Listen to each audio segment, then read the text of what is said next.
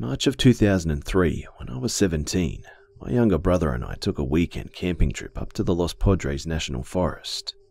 We had gone there many times with our family for day camping, swimming, and just lounging around. This time though, we went alone for a 2-night camping trip at our favourite spot that most locals simply called the Gorge. We will never forget this weekend, for all the wrong reasons. We got there Saturday morning at around 9 AM and hiked the 5 miles out to the Gorge. The Gorge is a large swimming hole with a huge 60-foot rock cliff boulder that visitors love to jump from into the deep water below. The jumping rock cliff is very steep, and one must jump in a specific location below to ensure that they don't hit the rocks protruding from the wall face. The Gorge has many primitive camping areas, and is overall a beautiful yet isolated place. The first day was really fun, and after a long day of swimming, catching crawdads, jumping from rocks and just relaxing, we set up our tent, made a fire and ate our cans of SpaghettiOs and the few crawdads we had cooked for dinner. Towards the end of the dinner, we were visited by a large group of students who were camping further down the river. They stated they were students from the Bay Area who had a few nights left in their almost 2-week-long school camping trip. We offered them some of our chips and snacks and chatted a bit with them before they made their hike back to their camping spot. It soon got dark and my brother and I got ready for bed. My brother was 2 years younger than I and had a deep fear of isolation, so we slept in the same tent and agreed that we would keep our fire burning the entire night to ease his anxiety. We put 5 large logs on the fire and crept inside our tent and got into our sleeping bags. We both fell asleep very fast as we were exhausted from the day. Around 2:30 in the morning, we were both awakened by a large splash of water near our tent that put out our fire. We heard no voices and could not see much from inside of our tent. We just froze in terror. My brother began to cry and I tried to calm him down. I told him that I would go outside to investigate and that everything would be okay. I told him that our water bladder must have fell from the tree where we had hung it and that I'm sure it was just some kind of coincidence. I grabbed my flashlight, unzipped our tent and stepped outside.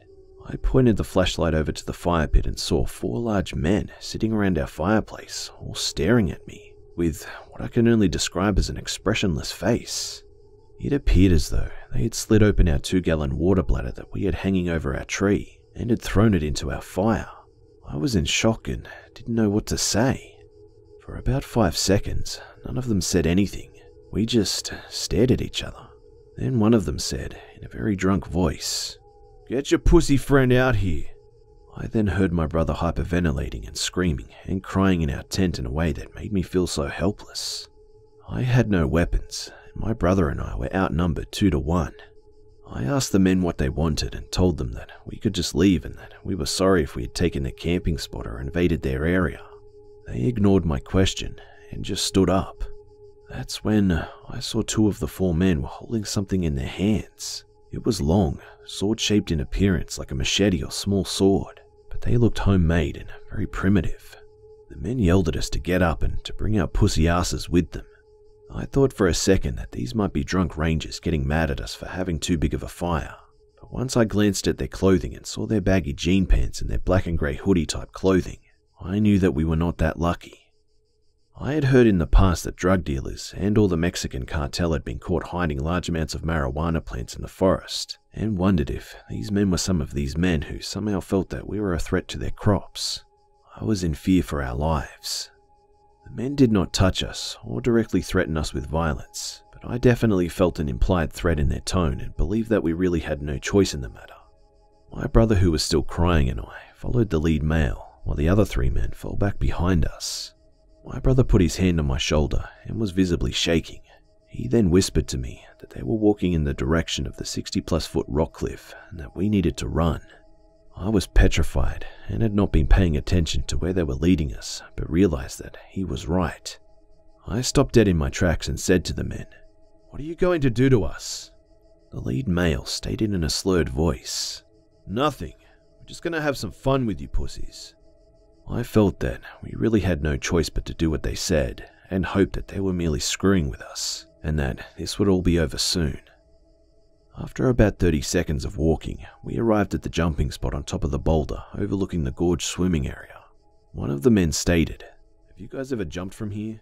I told them that yes, I had, but my brother had not, as it was a pretty high jump and was really dangerous for most people due to the height and the rocks below. The men laughed and, again, called my brother a pussy. I told them that we were not pussies, as I had jumped from this spot before, but that it wasn't safe to do in the dark. The men then formed a half circle around us, and one of the men said, "I want to see. Show us that you're not a bunch of pussies." I screamed at them that it was too dangerous at night, and that during the day it was dangerous enough. I told them that there were many rocks that you had to avoid, and that if you didn't jump correctly, that the jump could kill you. I pleaded and pleaded. The men just laughed and took a few steps closer to us. I was beyond scared and could hear my heart beating through my ears. My brother by this point was crying loudly and saying things that I couldn't understand. He was beyond terrified, and so was I. I grabbed his hand and told him that we needed to get away from these men, as we were in great danger.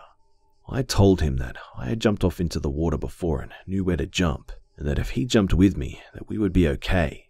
I told him I would use my flashlight to help guide us, and that I would tell him where to put his feet and how far to jump. The men laughed at us as we had our conversation and showed zero humanity or pity. I held my brother's hand and placed his feet with my hand into a specific place on the rock ledge where I remembered jumping from the last time I was there months before. I explained to him that I knew he was scared, and so was I, but that we needed to jump out as far as we can and slightly to the right, otherwise we could hit the rocks. He was shaking, crying, and kept telling me that he couldn't do it.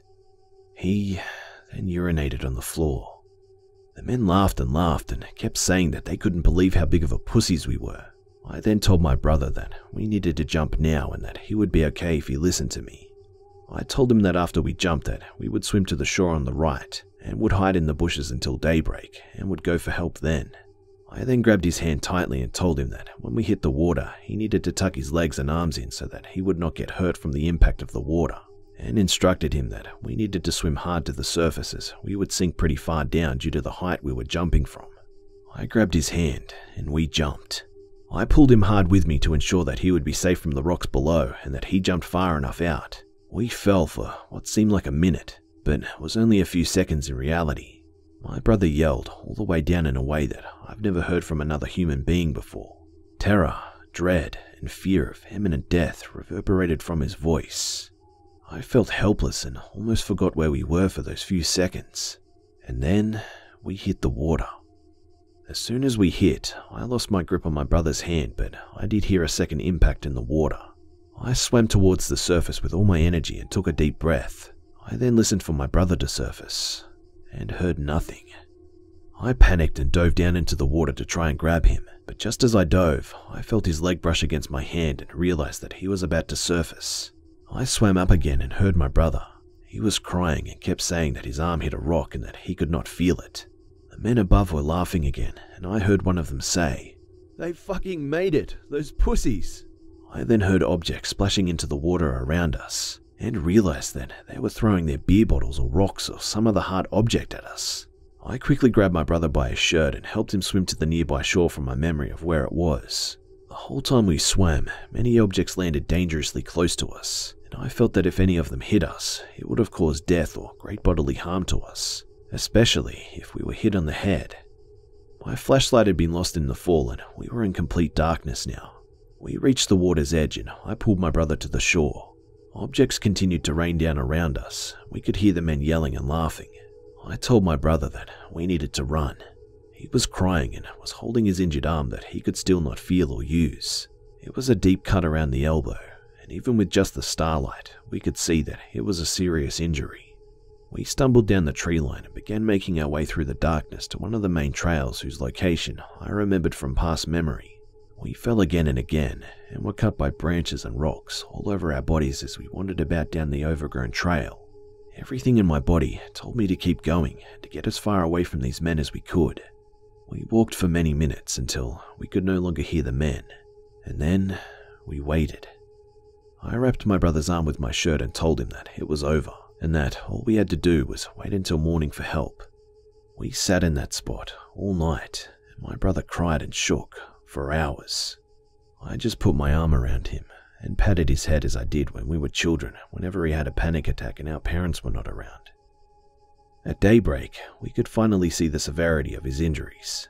He had a deep gash in his arm, and his shoulder was obviously dislocated. I helped him hike up the nearby trail, and we walked all the way back to the base camp ranger station. We explained what happened to the Rangers, and they sent 2 armed forces to go and investigate the location. My brother was sent to a nearby hospital for treatment, and I joined him on the ambulance ride over. The Rangers and police never found the men, but did retrieve most of our gear. The scary thing about this incident is that same week, 2 teenage boys were found dead at the bottom of the gorge jumping area, and their group encountered a group of people as we did at their camping location with similar machete objects and chased them off their camping spot. I am glad to be alive. My brother and I have never gone camping again alone, or have never been back to that location. All we have left from the incident are the scars on my brother's arm, hospital bills, and a lot of trauma.